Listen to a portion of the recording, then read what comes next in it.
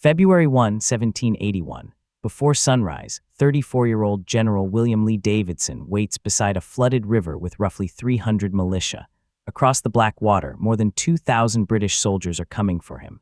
The Catawba River has swollen to nearly 400 yards across. Fog hangs over the current. Rain has hidden the safest path. Holes in the riverbed are deep enough to lift a horse off its feet. Davidson knows he cannot stop Lord Cornwallis forever. He is not supposed to. His job is to make the British Army spend something it can never recover. Time. Within minutes, redcoats will enter the river 4 men abreast. Cornwallis will lose a horse beneath him. Davidson will hear the firing, ride toward it, and never return. The British will claim the field, but the army they are chasing will keep moving. So why would an American general risk his life defending a crossing he knew he could not hold? The answer begins 15 days earlier, after one of Britain's worst defeats in the Southern Campaign. On January 17, 1781, Daniel Morgan destroyed Banastre Tarleton's command at Cowans. The British lost experienced troops, hundreds of prisoners, and the fast-moving force Cornwallis relied on to crush resistance across the Carolinas. But Cornwallis still had the larger army, and he made a desperate decision. He ordered wagons, tents, spare clothing, officers' baggage, and much of the army's comfort piled together and burned. The British would travel light. They would move faster than Morgan. They would recover the prisoners taken at Cowans, prevent Morgan from joining Nathanael Greene, and destroy the Americans before they could combine. It was a campaign built entirely on speed. Morgan was retreating northeast with exhausted soldiers and prisoners. Greene was racing west to meet him.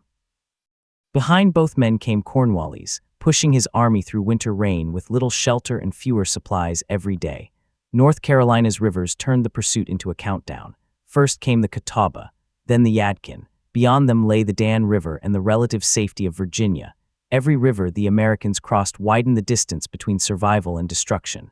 Every hour Cornwallis lost made his burned wagons and abandoned supplies a more dangerous gamble. Greene could not risk a major battle. His army was too small, too scattered, and too fragile. But he could not simply abandon every crossing either. If Cornwallis moved without resistance, the British might catch Morgan before the Americans reunited. Greene needed local militia to watch the fords, force the British to deploy, and slow the pursuit without being trapped. That responsibility fell to William Lee Davidson. Davidson was not one of the Revolution's famous generals. He had no great independent army, no legendary nickname, no place beside Washington in the public imagination. He was a North Carolina officer whose military career had been compressed into 6 violent years. Born in Pennsylvania around 1746, Davidson moved to the Carolina backcountry as a child. Before the war, he served as a constable, a local officer who needed judgment more than ceremony and respect more than rank. When rebellion began, he entered the Rowan County Militia as a captain. He later joined the Continental Line, fought in the Philadelphia Campaign, survived Germantown, and endured the winter at Valley Forge. Those experiences taught him something important. Regular soldiers obeyed a chain of command. Militia had to believe the risk was worth taking. Davidson earned a reputation as an officer who could maintain discipline without driving his men away. Light Horse Harry Lee later remembered him as active, tireless, and devoted to the cause. By 1780, Davidson was fighting close to home. The British captured Charleston. The American army collapsed at Camden. Loyalist forces spread through the Carolina backcountry. Then at Colson's Mill, Davidson was badly wounded. Later accounts say a ball struck him in the abdomen while he led Patriot troops against a larger Loyalist gathering. His men carried him from the field while the fighting continued. He spent roughly 2 months recovering. That should have ended his field service. He had a wife, children, and a wound that had already brought him close to death. Instead, after General Griffith Rutherford was captured at Camden, Davidson returned and accepted temporary command of the Salisbury District Militia. Now Cornwallis was marching directly toward his district. The Catawba could be crossed at several places. Beatty's Ford was the obvious route. Cowan's Ford lay several miles downstream. Other crossings stretched along the river, and Davidson did not have enough men to defend all of them. Accounts differ on his total strength, but several hundred militia were spread along the eastern bank. Roughly 300 appear to have been stationed at or near Cowan's Ford. Morgan reported that about half of the 500 militia then available to Davidson lacked working flints. A musket without a flint could not fire. The river itself was Davidson's strongest weapon. Recent rain had transformed the Catawba into a cold, violent barrier. Cowans Ford was not one simple road through the water. A longer horse ford crossed at an angle through shallower water. A shorter wagon ford cut more directly across but plunged through deeper current. A cautious commander would have waited for the water to fall. Cornwallis could not afford caution. Every hour gave Morgan more distance and Greene more time to gather troops, so Cornwallis created a deception. Lieutenant Colonel James Webster remained near Beatty's Ford with troops, artillery, wagons, and orders to make the Americans believe the main crossing would happen there. Noise, movement, cannon fire, every sign of an army preparing to force the river.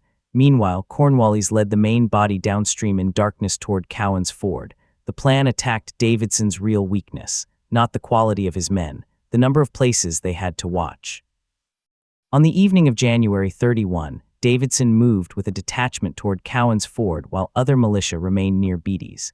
He camped back from the riverbank, close enough to respond but far enough to avoid losing the whole force in a surprise attack.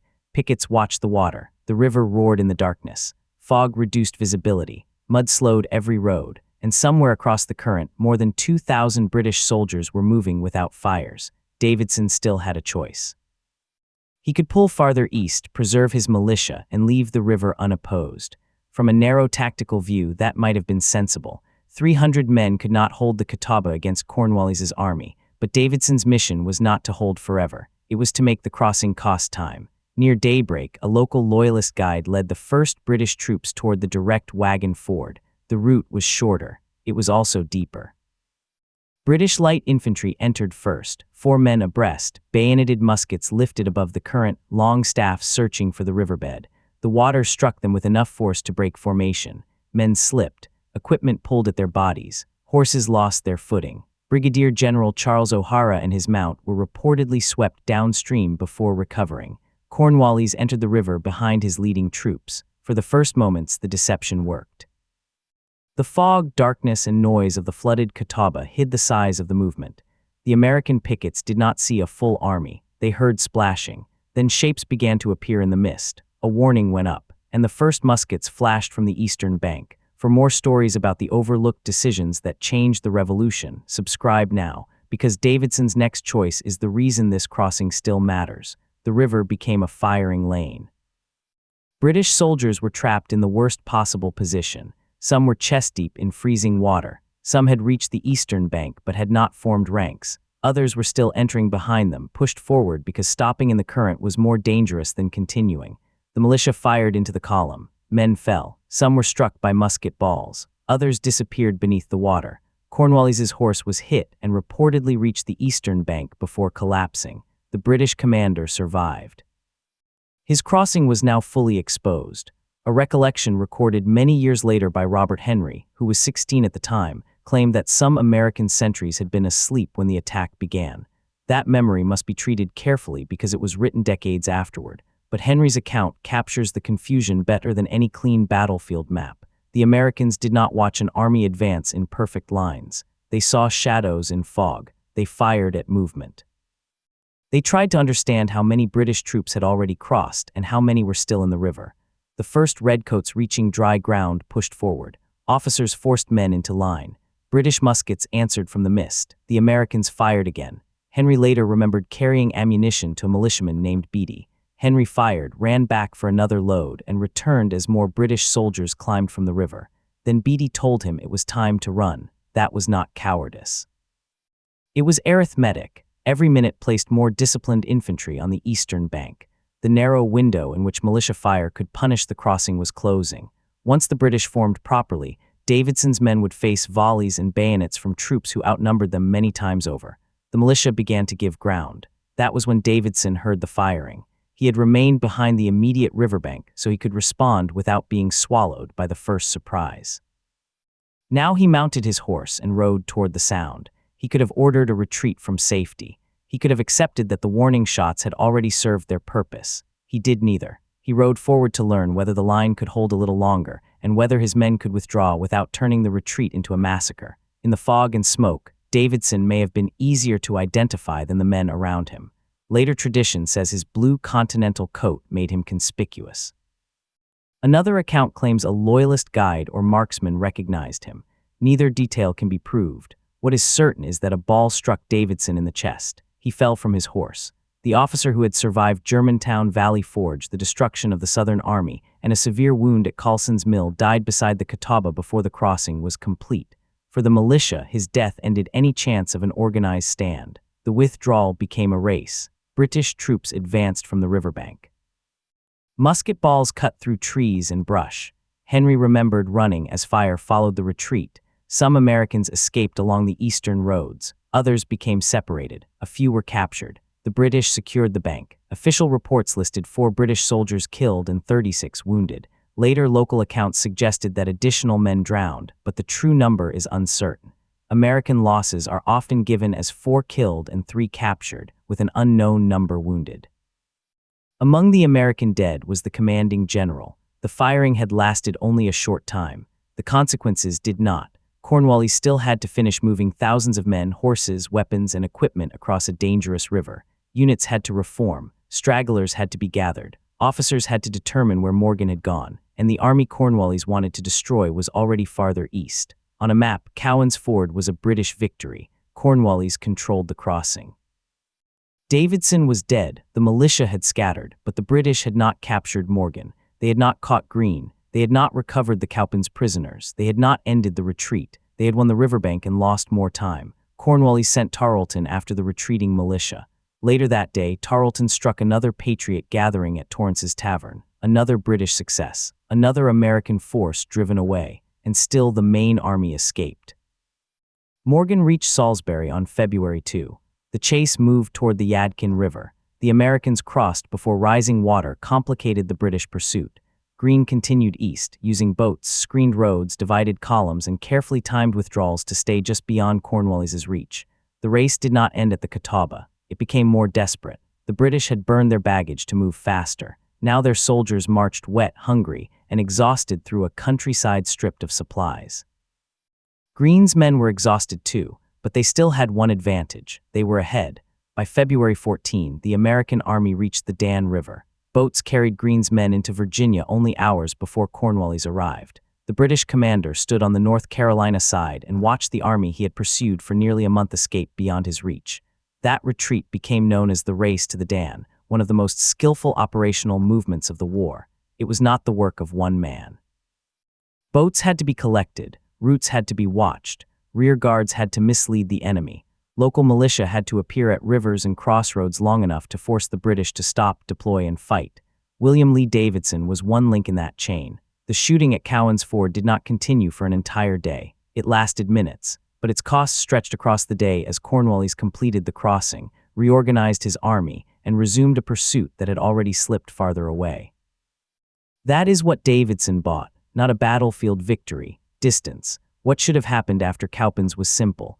A stronger professional army stripped for speed should have caught Morgan before he joined Greene. Scattered militia should have been brushed aside. The American Southern Army should have been destroyed before it could recover. What actually happened was the opposite. Cornwallis kept winning ground and losing opportunity. He crossed the Catawba. He crossed the Yadkin. He marched to the Dan.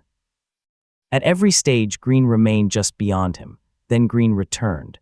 Reinforced in Virginia, the American commander crossed back into North Carolina and faced Cornwallis at Guilford Courthouse in March. Cornwallis won that battlefield too, but the victory cost him men he could not easily replace. He moved toward the coast, then into Virginia, and the campaign that began with his pursuit after Cowans ended at Yorktown in October. Cowan's Ford did not cause Yorktown by itself. Davidson's death did not single-handedly save the Revolution. History rarely turns on one clean cause, but the crossing revealed the deeper problem Britain faced. The British could win battles and still lose control of distance, time, and replacement manpower. Greene understood that survival could be a form of victory. Davidson understood that an impossible position could still serve a purpose if it forced the enemy to slow down. His own loss was not small. North Carolina had lost one of its most experienced local officers, a man who understood both continental discipline and backcountry militia. Light Horse Harry Lee later described Davidson as active, indefatigable, and devoted to the cause. After the battle, Davidson's body was recovered and buried at Hopewell Presbyterian Church. Accounts say his body had been stripped and his personal papers taken.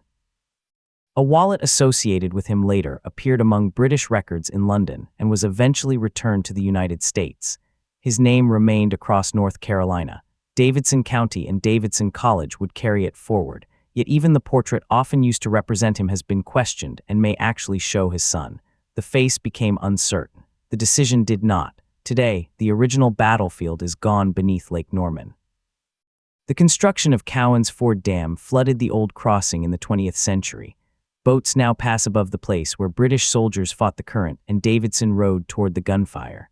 The water is quiet. Most people crossing it never realize a battlefield lies below. But beneath that lake is the place where a 34-year-old general accepted an assignment he could not survive and a position he could not hold. He did not stop Cornwallis. He did not win the field. He did not live to see Greene escape across the Dan or Britain surrender at Yorktown. He did something smaller, and in that campaign something essential. He made the British spend time. William Lee Davidson did not trade his life for a victory. He traded it for the next road, the next river, and the next day. If you found this story worth remembering, subscribe and leave a comment telling us which overlooked person from the American Revolution we should cover next.